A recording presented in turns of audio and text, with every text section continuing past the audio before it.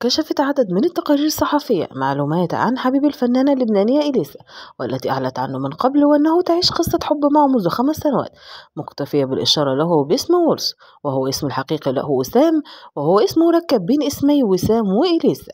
وتنقلت عدد من الصفحات المهتمة بأخبار المشاهير معلومات عن حبيب إليسا، وأشارت له بأنه رجل أعمال مصري ويعد من أبرز الشخصيات في عالم الأعمال.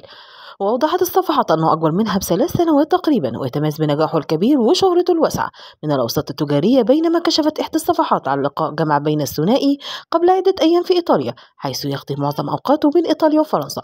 ومن جهة أخرى نقلت صفحة معنية بأخبار الفن عبر تطبيق الانستجرام أنباء عن زواج إليسا في نهاية العام الجاري في إيطاليا.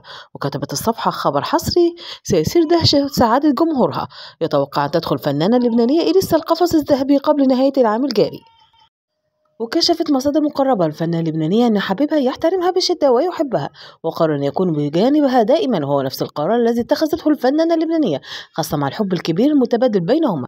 وأرجح البعض أن الزفاف سيقام في إيطاليا، يكون وسط أجواء رومانسية وساحرة، خاصة أنه يعيش جزءا من حياته هناك.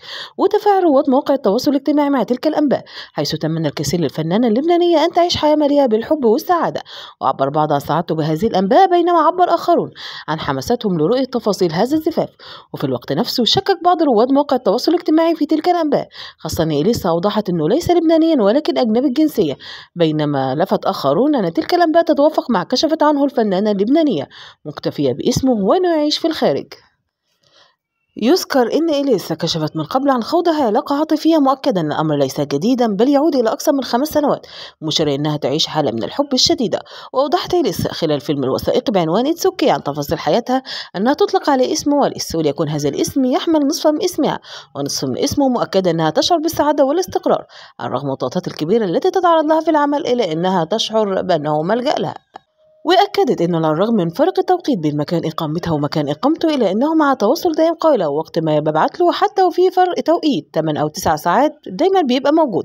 وأشارت أنه بيشجعها دائما وتعتقد أنه شخص جيد للغاية، مؤكدة أنها لم تلقي بشخص يدعمها ويحبها مثله، قائلة: يمكن في كل علاقاتي ما أعرفش إذا خانوني أو لا، ولكن في هذا الشخص ببصم بالعشرة إنه مش هيبص لواحدة تانية. ولم تتحدث الفنانة اللبنانية إليسا عن إمكانية زواجهما خلال هذا الفيلم الوثائقي، واكتفت بالحديث عن حالة السعادة والاستقرار التي تعيشها، إلا أن في آخر لقاء لها مع الإعلامي عمرو أديب أكدت أنها تهتم بالرفقة الطيبة فقط، قائلة: بعد ما الإنسان بيكبر بيعرف هو عايز إيه، مبقاش يهمني الأولاد، بقى يهمني يكون في رفقة طيبة، لو ما اتجوزتش ما عنديش مشكلة لأنه بيحبني وكريم وبحبه.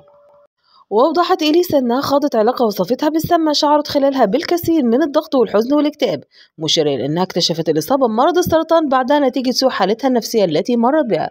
وبكده تكون انتهت فقرتنا. لو عجبتك القناة ما تنساش تعمل لايك واشتراك وتفعيل زر الجرس.